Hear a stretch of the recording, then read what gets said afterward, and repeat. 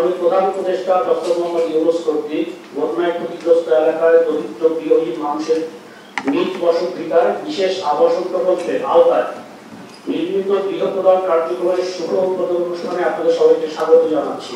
বিশেষ আবাসন প্রকল্পের আওতায় নির্মিত গৃহ প্রদান কার্যক্রম শুভ উদ্বোধন অনুষ্ঠানে মাননীয় প্রধান উপদেষ্টার মুখ্য সচিব জনাব এম সিরাজউদ্দিন মিয়া স্যারকে কমিটি ছিল, সেনাবাহিনী সমন্বয়ে জেলা প্রশাসক এবং ধন্যবাদ। মাননীয় প্রধান উপদেষ্টার নির্দেশনা ছিল এই সকল এলাকা। এরপরে বন্যায় ক্ষতিগ্রস্ত এলাকার ছবি এমসি পিএসসি মহোদয়কে নিয়ে বন্যায় গৃহহীন হওয়া পরিবারগুলোকে তাদের নিজস্ব জমিতে general Waker-uz-Zaman OSP NCP PSC CPS মহোদয়কে যেভাবে নির্দেশনা দিয়েছেন ক্ষতিগ্রস্তদের জন্য 300টি বাড়ি নির্মাণ করে দাও।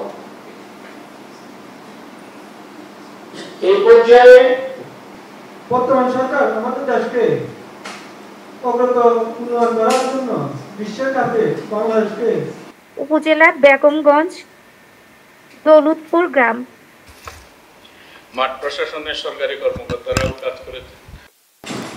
আসসালামু আলাইকুম। এটা যে কত বড় বন্যা ছিল এটা বুঝতে পেরেছি বন্যা চলে যাওয়ার অনেক পরে, যে লোকমুখে যখন শুনতে আরম্ভ করলাম ব্যক্তিগতভাবে কীভাবে ক্ষতিগ্রস্ত হয়েছে। আপনারা যারা উপস্থিত আছেন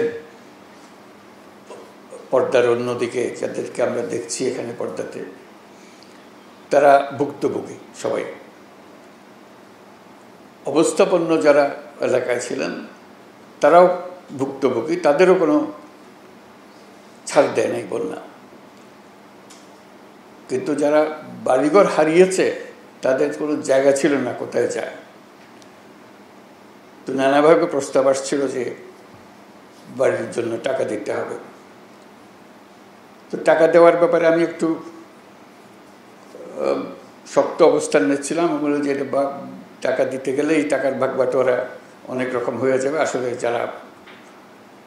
যাদের প্রাপ্য তাদের হাতে সেই টাকা পৌঁছবে কিনা। তখন একটা প্রস্তাব আসছিল যে আশ্রয়ণ প্রকল্পের মাধ্যমে করা। আশ্রয়ণ প্রকল্প সম্বন্ধে আমার পরিষ্কার ধারণা ছিল না, নামটা জানা ছিল। তো ভাবলাম যে দেখি এটা কি করা যায়। পরে জানলাম যে এটা সেনাবাহিনী করবে, তাহলে একটু স্বস্তি পেলাম যে না, এটা অন্তত টাকাটা সঠিকভাবে ব্যবহার হবে। আজকে এটার সমাপ্তি উপলক্ষে যে চাবি বিতরণ, আপনাদের হাতে চাবি তুলে দেওয়া, এটা ভালো লাগছে যে টাকাটা সঠিক ব্যবহার হয়েছে এবং ঘরটাও সঠিকভাবে নির্মাণ হয়েছে। অনেক সময় টাকা ব্যবহার হলেও গুণগত মান ঠিক হয় না। আজকে গুণগত মানের ব্যাপারেও আশ্বস্ত হলাম।